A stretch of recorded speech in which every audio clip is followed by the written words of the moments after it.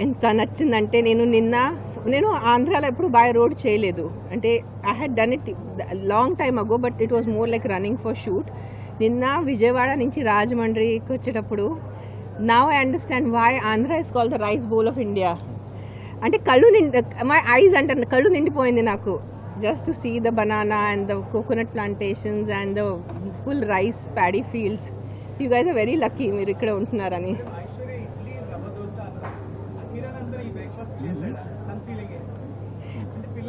పిల్లలు అంటా, నేను పేరు తీసుకోను, బట్ కంపల్సరీ నా పిల్లలకి ఇదే పెడతాను నేను. అంటే నేను మీకు చెప్పి నా పిల్లలకి ఏదో ఫారెన్ ఫుడ్స్ పెట్టను.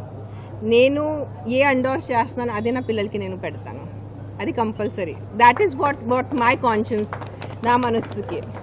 అంటే నేను యాడ్లో చెప్పిన తప్పు కాదు. ఇప్పుడు నా కిచెన్ వచ్చి చూస్తే నిజంగా ఐశ్వర్య ప్రొడక్ట్స్ ఉన్నాయి, బికాజ్ నేను వాళ్ళని అడుగుతానే ఉంటాను, ప్లీజ్ నాకు ఇవ్వండి, because I want to use that.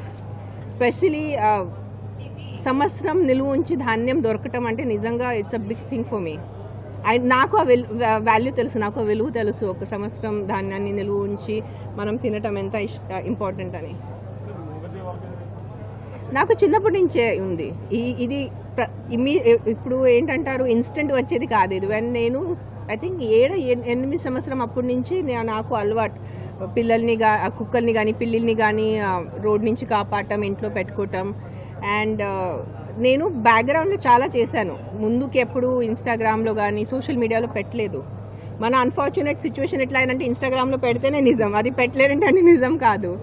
So I was waiting, నేను నా పిల్లల కోసం వెయిట్ చేస్తున్నాను. స్పెషల్లీ ఆద్య పాప కొంచెం తన ఒక ఏజ్ వచ్చేసిన తర్వాత అప్పుడు నేను ఇన్ పబ్లిక్ చేస్తానని. సో అందుకనే ఒక 3 months ముందు నేను ఎన్జిఓ అనౌన్స్ చేశాను. ఆ ఎన్జిఓ తరఫున we're rescuing so many dogs and cats. మీరు అంటే 2 monthsలో more than 70 cases we have rescued. Accident అయినా, ఇన్ఫెక్షన్ కేసెస్ అయినా, అబ్యూస్ కేసెస్ అయినా. సో ఇది కొత్త కాదు నాకు, అది చిన్నప్పటి నుంచి డ్రీమ్ ఇప్పుడు నెరవేరింది. So I waited patiently. అసలు ఒక రోజు వస్తుంది, I will be able to do it ఆఫిషియలీ.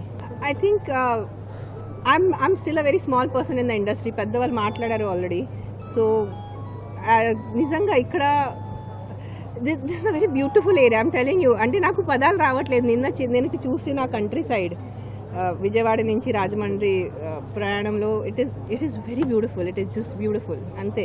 అంటే ఒక heaven like it's a god's blessing that you guys are in this area. And Godavari and మనము బేసిన్ కానీ యూ ఆర్ జస్ట్ బ్లెస్డ్, అదే అనొచ్చు.